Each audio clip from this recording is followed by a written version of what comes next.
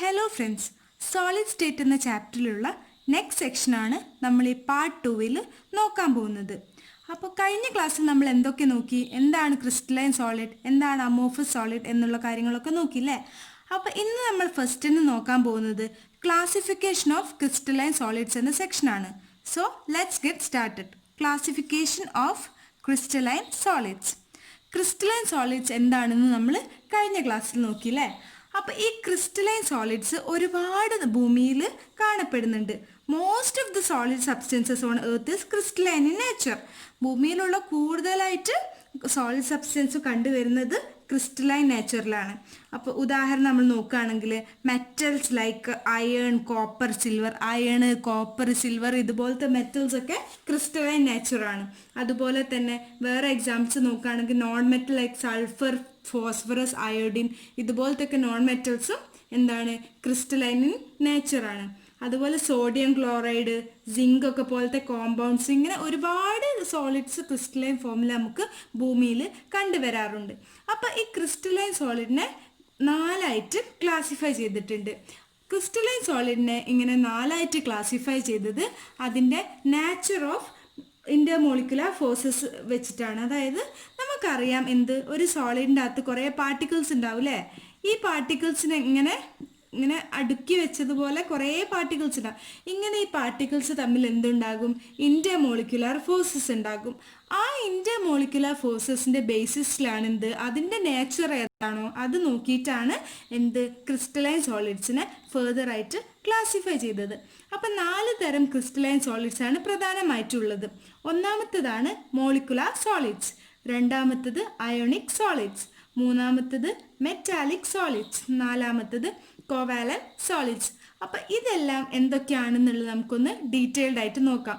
ആദ്യം തന്നെ നമുക്ക് എന്താണ് മോളിക്കുലർ സോളിഡ്സ്, എന്താണ് അതിൻ്റെ ഫർദർ ആയിട്ടുള്ള ക്ലാസിഫിക്കേഷൻസ് എന്ന് നോക്കാം. അടുത്തതായിട്ട് നമ്മൾ നോക്കുന്നത് മോളിക്കുലർ സോളിഡ്സ് എന്ന് പറഞ്ഞാൽ എന്താണെന്നാണ്.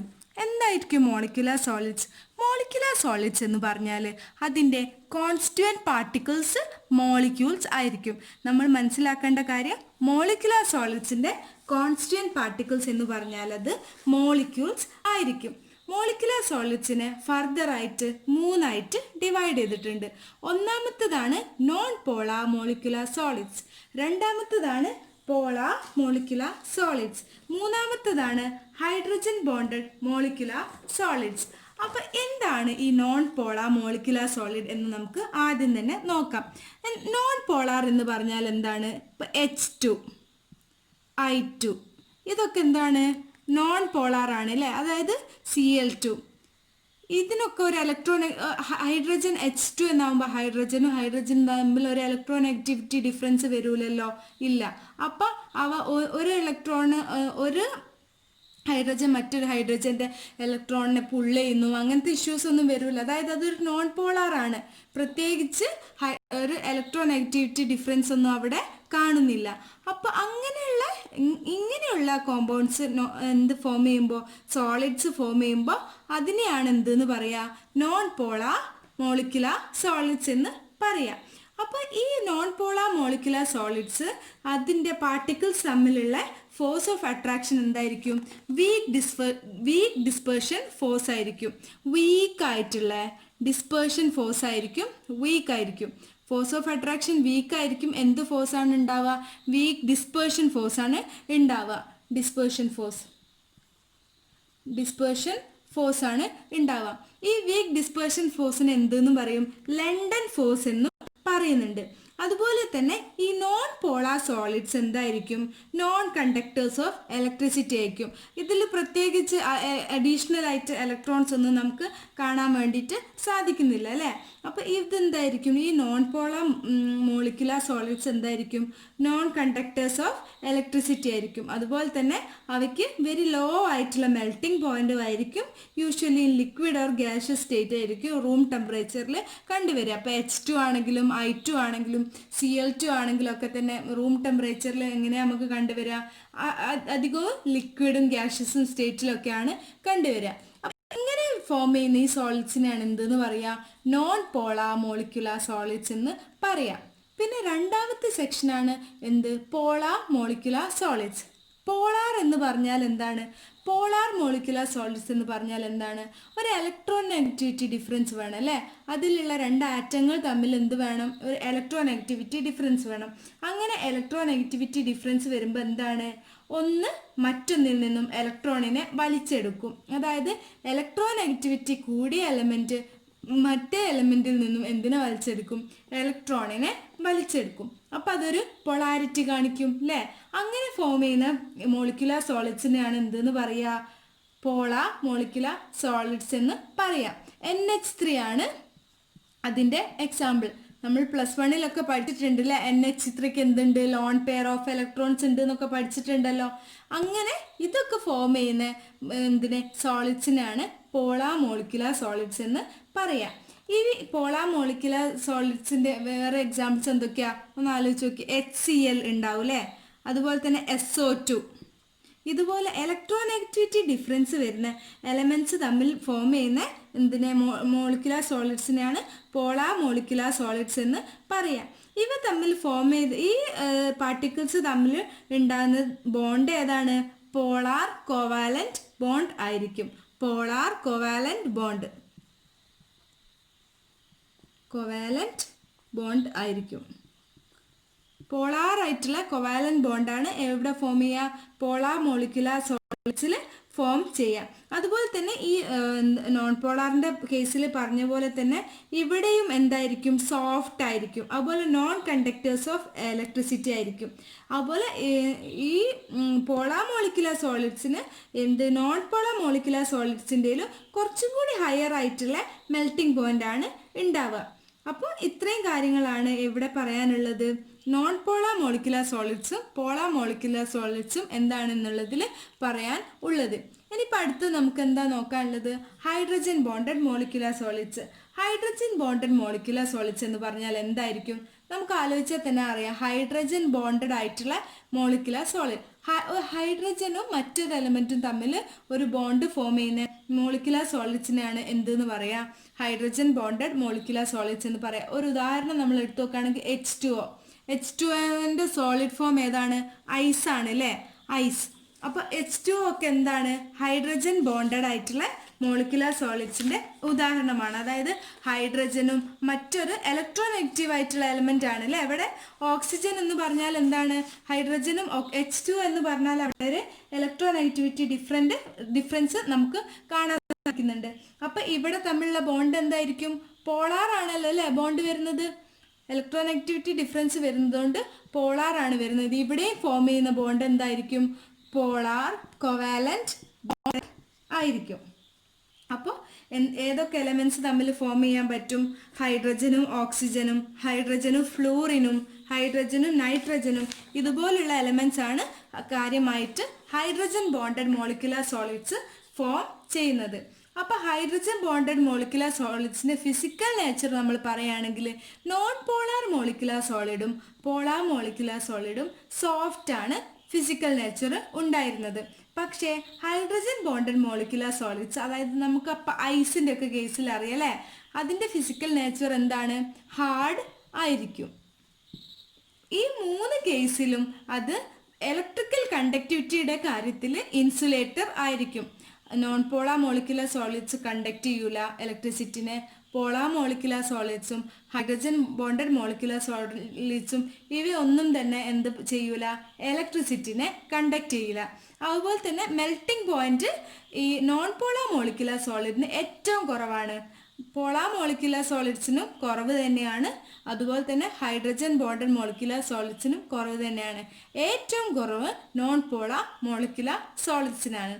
അപ്പം ഇത്രയും കാര്യങ്ങളാണ് മോളിക്കുലർ സോളിഡ്സ് എന്ന സെക്ഷനിൽ നമുക്ക് പറയാനുള്ളത്. ഇനി രണ്ടാമത്തതാണ് അയോണിക് സോളിഡ്. അയോണിക് സോളിഡ് എന്താണെന്ന് നമുക്കൊന്ന് നോക്കാം. അടുത്തതായിട്ട് നമ്മൾ നോക്കാൻ പോകുന്നതാണ് അയോണിക് സോളിഡ്സ്. അയോണിക് സോളിഡ് എന്ന് പറഞ്ഞാൽ എന്തായിരിക്കും? അതിൻ്റെ constituent particles.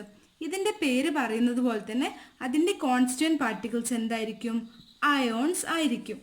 Ions constituent particles ആയിട്ടുള്ള സോളിഡ്സിനെയാണ് എന്തെന്ന് പറയുക? അയോണിക് സോളിഡ് എന്ന് പറയാം. അപ്പം ഈ അയോണിക് സോളിഡിൻ്റെ കേസിൽ ആ സോളിഡ് ഫോം ചെയ്യുന്നത് 3 dimensional arrangement of cation and anion bound by strong coulombic force പ്രകാരമാണ്. അതായത് കാറ്റയോൺസിനെയും ആനയോൺസിനെയും ഒരു സ്ട്രോങ് ആയിട്ടുള്ള കൂളംബിക് ഫോഴ്സ് വെച്ചിട്ട് ബൈൻഡ് ചെയ്യുക. കൂളംബിക് ഫോഴ്സ് ആണ് ഈ കേസിൽ കാണുന്നത്. അയോണിക് സോളിഡ്സിൻ്റെ കേസിൽ കാണുന്നത് കാറ്റയോൺസിൻ്റെ ആനയോൺസിൻ്റെ അറേഞ്ച്മെൻ്റ് ആണ്. അവ തമ്മിൽ കാറ്റയോൺസും ആനയോൺസും തമ്മിൽ കൂളംബിക് ഫോഴ്സ്, സ്ട്രോങ് ആയിട്ടുള്ള കൂളംബിക് ഫോഴ്സ് എക്സിസ്റ്റ് ചെയ്യുന്നത് മൂലം ഫോം ചെയ്യുന്ന സോളിഡ്സിനെയാണ് അയോണിക് സോളിഡ്സ് എന്ന് പറയാം. ഈ അയോണിക് സോളിഡ്സിൻ്റെ കേസിൽ അതിൻ്റെ ഫിസിക്കൽ സ്ട്രക്ചർ നാച്ചർ എന്ന് പറഞ്ഞാൽ ഹാർഡായിരിക്കും അയോണിക് സോളിഡ്സ്. അതുപോലെ തന്നെ അതിന് ഹൈ മെൽറ്റിംഗ് പോയിന്റും ഹൈ ബോയിലിംഗ് പോയിന്റും ആയിരിക്കും. അതുപോലെ തന്നെ ions are not free to move. അതിൽ ആനയോൺസും കാറ്റയോൺസും ഉണ്ട് നമ്മൾ പറഞ്ഞല്ലോ. പക്ഷേ ആ അയോൺസ് മൂവ് ചെയ്യാൻ വേണ്ടിയിട്ട് ഫ്രീ ടു മൂവ് ആയിരിക്കില്ല, വെറുതെ അതിന് മൂവ് ചെയ്യാൻ പറ്റില്ല. അതുകൊണ്ട് തന്നെ അവ ഇലക്ട്രിക്കൽ ഇൻസുലേറ്റേഴ്സ് ആയിരിക്കും. പക്ഷേ ഇപ്പോൾ സോഡിയം ക്ലോറൈഡാണ് അയോണിക് സോളിഡിൻ്റെ ഏറ്റവും മികച്ചൊരു ഉദാഹരണമാണ് സോഡിയം ക്ലോറൈഡ്. സോഡിയം ക്ലോറൈഡ് എന്ന് പറഞ്ഞാൽ നമ്മൾ വീട്ടിൽ യൂസ് ചെയ്യുന്ന ഉപ്പ്, അതായത് Na+ഉം Cl- അയോൺ, അതായത് ഒരു ആനയോണും ഒരു കാറ്റയോണും അതിൽ പ്രസൻ്റ് ആയിട്ടുണ്ട്. ഈ കാറ്റയോൺസിനെ ആനയോൺസിനെ സ്ട്രോങ് ആയിട്ടുള്ള കൂളംബിക് ഫോഴ്സ് വെച്ചിട്ട് ബൈൻഡ് ചെയ്തിട്ടുള്ളത് കൊണ്ടാണല്ലോ ഇങ്ങനെ സോഡിയം ക്ലോറൈഡ് ഫോം ചെയ്യുന്നത്. അപ്പം ഇതിൻ്റെ നേച്ചർ എന്ന് പറഞ്ഞാൽ എന്തായിരിക്കും? ഹാർഡ് നേച്ചർ ആയിരിക്കും. അതുപോലെ മെൽറ്റിംഗ് പോയിൻറ്റും അതിൻ്റെ ബോയിലിംഗ് പോയിൻറ്റും ഒക്കെ എന്തായിരിക്കും? ഹൈ ആയിരിക്കും. ഹൈ മെൽറ്റിംഗ് ആൻഡ് ബോയിലിംഗ് പോയിൻ്റാണ് സോഡിയം ക്ലോറൈഡ് പോലത്തെ അയണിക് സോളിഡ്സിൽ കണ്ടുവരാറുള്ളത്. ഈ സോഡിയം ക്ലോറൈഡ് വെറുതെ നമ്മളൊന്ന് എടുത്തു നോക്കുകയാണെങ്കിൽ അതെന്താണ്? ഇലക്ട്രിക്കൽ ഇൻസുലേറ്റർ ആണ്. പക്ഷേ അതിനെ നമ്മൾ അക്വസ് മീഡിയത്തിലൊക്കെ വെള്ളത്തിലൊക്കെ ഡിസോൾവ് ചെയ്ത് കഴിഞ്ഞാൽ അതിലുള്ള അയോൺസ്, ഇപ്പോൾ Na+ ആണെങ്കിലും Cl- ഒക്കെ ആണെങ്കിലും അവ ഫ്രീ ടു മൂവ് അവർക്ക് മൂവ് ചെയ്യാൻ സാധിക്കും. അതുകൊണ്ട് തന്നെ അതെന്തായിട്ട് മാറും? ഇലക്ട്രിക്കൽ കണ്ടക്ടേഴ്സ് ആയിട്ട് മാറും. അക്വസ് മീഡിയത്തിൽ ഇലക്ട്രിക്കൽ കണ്ടക്ടേഴ്സ് ആയിട്ട് മാറാൻ അയോണിക് സോളിഡ്സിനെ കൊണ്ട് സാധിക്കും. അപ്പോൾ ഇത്രയും കാര്യങ്ങളാണ് എന്തിനെ കുറിച്ച് പറയാനുള്ളത്? അയോണിക് സോളിഡിനെ കുറിച്ച് പറയാനുള്ളത്. അയോണിക് സോളിഡിൻ്റെ അതിൻ്റെ ഫോഴ്സ് ഓഫ് അട്രാക്ഷൻ എന്താണ്? പാർട്ടിക്കിൾസിനെ ബൈൻഡ് ചെയ്ത് നിൽക്കുന്ന ഫോഴ്സ് എന്താണ്? കൂളംബിക് ഫോഴ്സ് ആണ്. അതുപോലെ തന്നെ അതിൻ്റെ എക്സാമ്പിൾ എന്ന് പറഞ്ഞാൽ സോഡിയം ക്ലോറൈഡ് ആണ്, അല്ലെങ്കിൽ zinc sulphate ZnS, calcium fluoride CaF2, ഇങ്ങനത്തെയൊക്കെ എക്സാമ്പിൾസ് നമുക്ക് കൊടുക്കാൻ വേണ്ടിയിട്ട് സാധിക്കും. അതിൻ്റെ ഫിസിക്കൽ നേച്ചർ എന്ന് പറഞ്ഞാൽ എന്തായിരിക്കും? ഹാർഡാണ്. അതുപോലെ തന്നെ ബ്രിട്ടിൽ നേച്ചർ ഓൾസോ ആണ്. അതുപോലെ തന്നെ അതിൻ്റെ സോഡിയം ക്ലോറൈഡ് എന്ന് പറഞ്ഞാൽ അതിൻ്റെ ഇലക്ട്രിക്കൽ കണ്ടക്ടിവിറ്റി എന്തായിരിക്കും?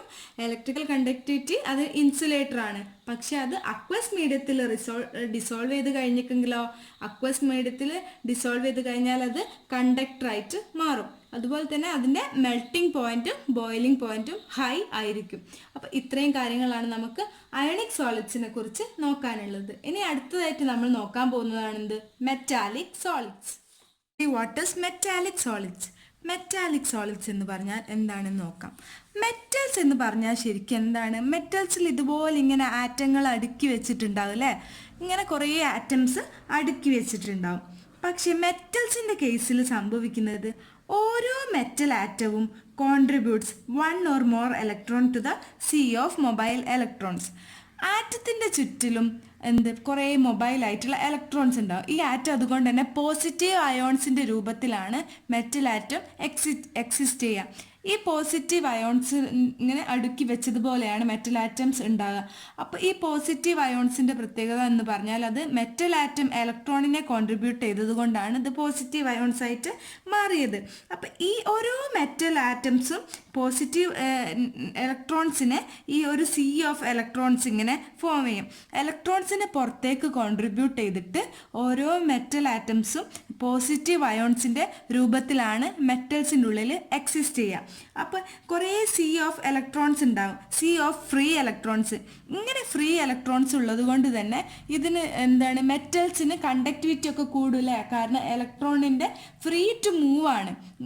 ഈ മെറ്റൽ എക്സിസ്റ്റ് ചെയ്യുന്നത് ഒരു അയോൺസിൻ്റെ രൂപത്തിലാണ്. അതായത് പോസിറ്റീവ് അയോൺസിന് ഇങ്ങനെ അറേഞ്ച് ചെയ്ത് വെച്ചതുപോലെ, അതുപോലെ ഓരോ പോസിറ്റീവ് അയോൺസും 1 or more ഇലക്ട്രോണിനെ ഇങ്ങനെ സി ഓഫ് ഡീലോക്കലൈസ് ഇലക്ട്രോണിനെ കോൺട്രിബ്യൂട്ട് ചെയ്യുന്നുണ്ട്. അപ്പം മെറ്റൽസ് എന്ന് പറഞ്ഞാൽ എന്താണ്? മെറ്റൽസ് എന്ന് പറഞ്ഞാൽ orderly collection of positive ions അല്ലേ? പോസിറ്റീവ് അയോൺസിൻ്റെ ഓർഡർലി കളക്ഷനാണ് held together by a sea of free electrons. അതിൻ്റെ ചുറ്റിലും സീ ഓഫ് ഫ്രീ ഇലക്ട്രോൺസ് ഉണ്ടാവും. മെറ്റൽസ് എന്ന് പറഞ്ഞാൽ collection of positive ions held together by sea of free electrons. അപ്പം ഈ ഫ്രീ ഇലക്ട്രോൺസിൻ്റെ പ്രത്യേകത എന്ന് പറഞ്ഞാൽ ദേ ആർ മൊബൈൽ. അവർക്ക് മൊബൈലാണ്, അവയ്ക്ക് അങ്ങോട്ടും ഇങ്ങോട്ടും മൂവ് ചെയ്യാൻ വേണ്ടിയിട്ട് സാധിക്കും. അപ്പോൾ each metal atom contribute electron to this mobile electrons. അതായത് ഓരോ മെറ്റൽ ആറ്റവും മൊബൈൽ ആയിട്ടുള്ള ഇലക്ട്രോൺസിനെ ഈ ഡീലോക്കലൈസ് ആയിട്ടുള്ള സീ ഓഫ് ഇലക്ട്രോൺസിലേക്ക് കോൺട്രിബ്യൂട്ട് ചെയ്യാൻ വേണ്ടിയിട്ട് സാധിക്കും. അപ്പോൾ ഈ മൊബൈൽ ഇലക്ട്രോണിൻ്റെ പ്രത്യേകത എന്താണ്? ഇവയ്ക്ക് മൂവ് ചെയ്യാൻ സാധിക്കില്ലേ? അപ്പോൾ ഇതിൻ്റെ ഹൈ ആയിട്ടുള്ള electrical and thermal conductivity metals കാണിക്കും. മെറ്റൽസിന് കണ്ടക്ടിവിറ്റി കൂടുതലാണെന്നുള്ളത് നമുക്കറിയാം. അപ്പോൾ അതിൻ്റെ അത് എന്തുകൊണ്ടായിരിക്കാം? ഈ ഇലക്ട്രോൺസ് ഒക്കെ ഫ്രീ ടു മൂവ് ആണ്. അതുകൊണ്ട് തന്നെ മെറ്റൽസ് എപ്പോഴും കണ്ടക്ടേഴ്സ് ആയിരിക്കും. മെറ്റൽസിൻ്റെ അകത്തുള്ള ബോണ്ടിങ് ഏതാണ്? മെറ്റാലിക് ബോണ്ടിങ് ആണ്. അതുപോലെ മെറ്റൽസിൻ്റെ ഒരുപാട് എക്സാമ്പിൾസ് ഒക്കെ നിങ്ങൾക്ക് അറിയാം അല്ലേ? ഇവിടെ ഞാൻ 3 എക്സാമ്പിൾസ് കൊടുത്തിട്ടുണ്ട്. Iron, copper, silver.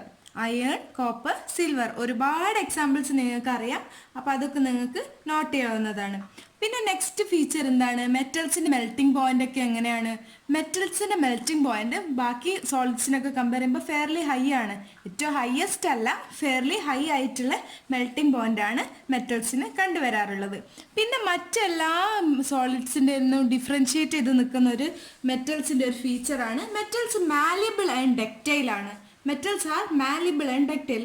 Malleable and ductile എന്ന് പറഞ്ഞാൽ എന്താണ്? മെറ്റൽസിനെ അടിച്ച് പരത്താനും പറ്റും, വലിച്ചു നീട്ടാനും പറ്റും. ഇപ്പം നമ്മളൊരു മെറ്റൽ, ഇപ്പോൾ ഉദാഹരണത്തിന് ഗോൾഡ് എടുത്ത് നോക്കുകയെന്ന് വിചാരിക്കാം.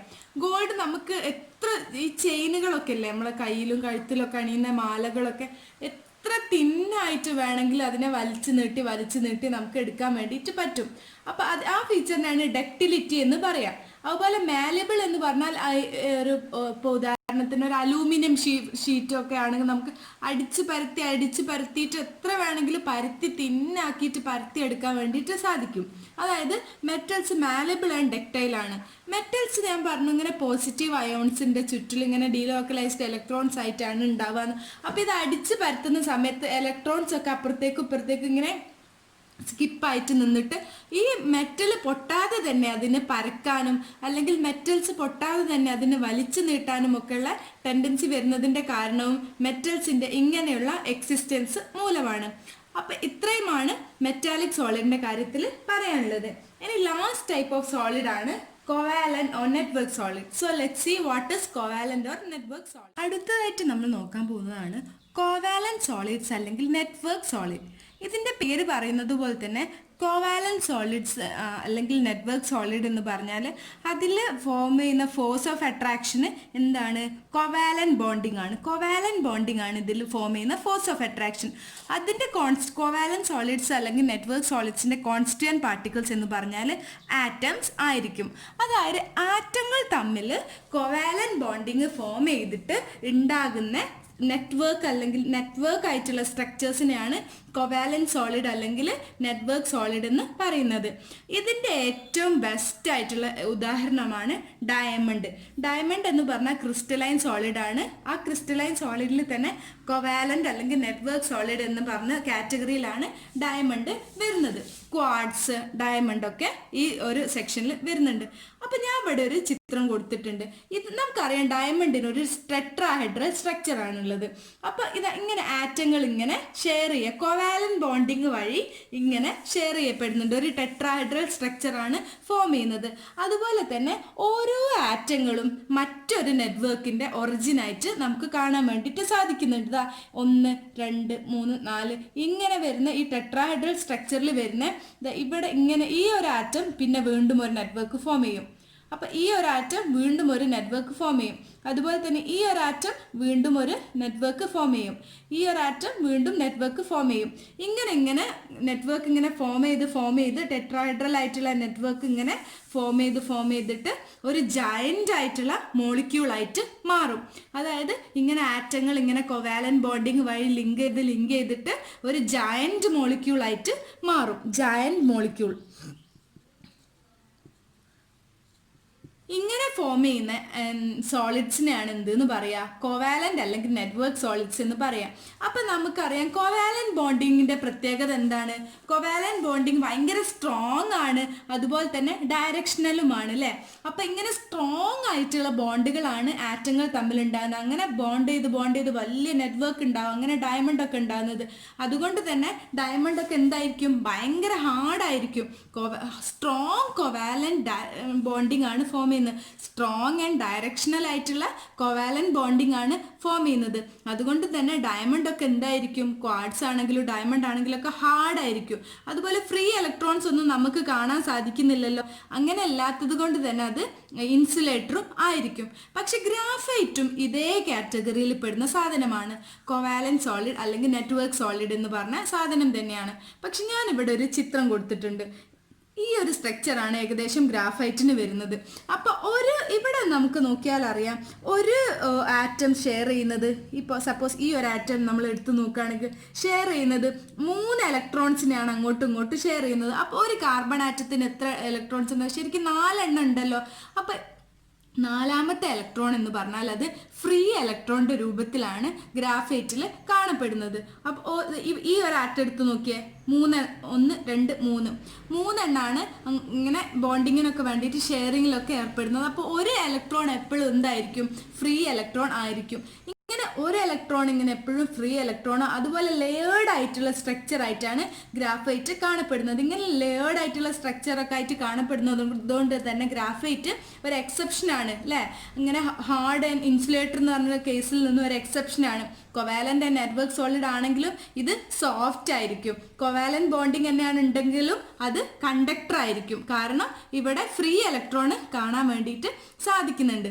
അതുപോലെ തന്നെ ഈ ഒരു കേസിൽ മെൽറ്റിംഗ് പോയിന്റ് എന്തായിരിക്കും, ഹൈ ആയിരിക്കും. വളരെ ഹൈ ആയിട്ടുള്ള വെരി ഹൈ എന്ന് തന്നെ കൊടുക്കണം. ഡയമണ്ടിന്റെ ഒക്കെ മെൽറ്റിംഗ് പോയിന്റ് എന്ന് പറഞ്ഞാൽ വളരെ ഹൈ ആയിരിക്കും അല്ലേ. അപ്പൊ ഇത്രയും കാര്യങ്ങളാണ് നമുക്ക് ക്രിസ്റ്റലൈൻ സോളിഡിന്റെ കാറ്റഗറൈസേഷനിൽ നോക്കാനുള്ളത്. അപ്പൊ നമ്മൾ ഇതുവരെ പഠിച്ച കാര്യങ്ങൾ നമുക്ക് ഈ കൊടുത്തൊരു ഇമേജിൽ വെച്ചിട്ട് നമുക്കൊന്ന് സമ്മറൈസ് ചെയ്ത് നോക്കാം. ഈ ടേബിൾ നമുക്ക് ക്വിക്കായിട്ടൊന്ന് സമ്മറൈസ് ചെയ്യാം. അപ്പോൾ ആദ്യം തന്നെ ക്രിസ്റ്റലൈൻ സോളിഡ്സ് എത്ര ടൈപ്പാണുള്ളത്? പ്രധാനമായിട്ടുള്ളത് 4 ടൈപ്സ് ആണ്. Molecular solid, ionic solid, metallic solid and covalent solid. ഇതിൽ തന്നെ മോളിക്കുലാർ സോളിഡ്സ് 3ആയിട്ട് ഡിവൈഡ് ചെയ്തിട്ടുണ്ട്. ഒന്നാമത്തത് നോൺ പോളാർ, രണ്ടാമത്തത് പോളാർ, മൂന്നാമത്തെ ഹൈഡ്രജൻ ബോണ്ടഡ്. അപ്പോൾ ഇതിൻ്റെ മോളിക്കുലാർ സോളിഡിൻ്റെ കോൺസ്റ്റിറ്റ്യൂവന്റ് പാർട്ടിക്കിൾ എന്ന് പറഞ്ഞാൽ മോളിക്യൂൾസ് ആണ്. അതിൻ്റെ ബോണ്ടിങ് എന്താ നമ്മൾ പറഞ്ഞത്? ഡിസ്പേർഷൻ അല്ലെങ്കിൽ ലണ്ടൻ ഫോഴ്സ് ആയിരിക്കും. നോൺ പോളാറിൻ്റെത് ഡിസ്പേർഷൻ ഫോഴ്സ് അല്ലെങ്കിൽ ലണ്ടൻ ഫോഴ്സ് ആയിരിക്കും. അതുപോലെ തന്നെ പോളാറിൻ്റെത് ഡൈപോൾ ഇൻട്രാക്ഷൻ ആയിരിക്കും. ഹൈഡ്രജൻ ബോണ്ടഡിൻ്റെത് ഹൈഡ്രജൻ ബോണ്ടിങ് ആയിരിക്കും.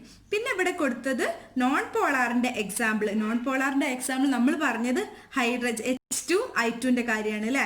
അതുപോലെ തന്നെ പോളാർ ഇവിടെ കൊടുത്തിട്ടുള്ളത് HCl ഉണ്ട്, SO2 ഉണ്ട്.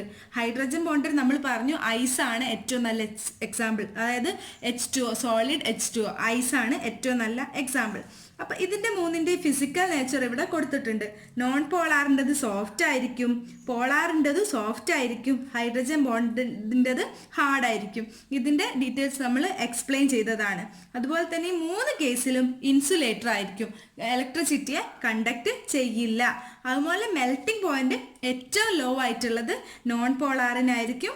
പോളാറിനും ഹൈഡ്രജൻ ബോണ്ടഡിനും ലോ തന്നെയാണ്, പക്ഷെ ഏറ്റവും ലോ നോൺ പോളാറിൻ്റെത് ആയിരിക്കും. അടുത്ത് നമുക്ക് നോക്കാനുള്ള അയോണിക് സോളിഡിന്റെ കോൺസ്റ്റിറ്റ്യൂവന്റ് പാർട്ടിക്കിൾ എന്താണ്? അയോൺസ് ആണ്. അതിലുള്ള ഫോഴ്സ് ഓഫ് അട്രാക്ഷൻ എന്താണ്? കൂളംബിക് ഫോഴ്സ് ആണ്. അതുപോലെ തന്നെ അതിൻ്റെ ഏറ്റവും നല്ല ഉദാഹരണങ്ങൾ എന്താണ് പറഞ്ഞത്? സോഡിയം ക്ലോറൈഡ് അല്ലേ, നമ്മുടെ വീട്ടിൽ ഉപയോഗിക്കുന്ന ഉപ്പ് Na+, Cl- അങ്ങനത്തെ രൂപത്തിൽ അയോൺസ് ആയിട്ടാണ് കാണപ്പെടുന്നത്. അപ്പോൾ NaCl ആണ് അതിൻ്റെ ഏറ്റവും നല്ല ഉദാഹരണം. അതിൻ്റെ ഫിസിക്കൽ നേച്ചർ എന്താണ്?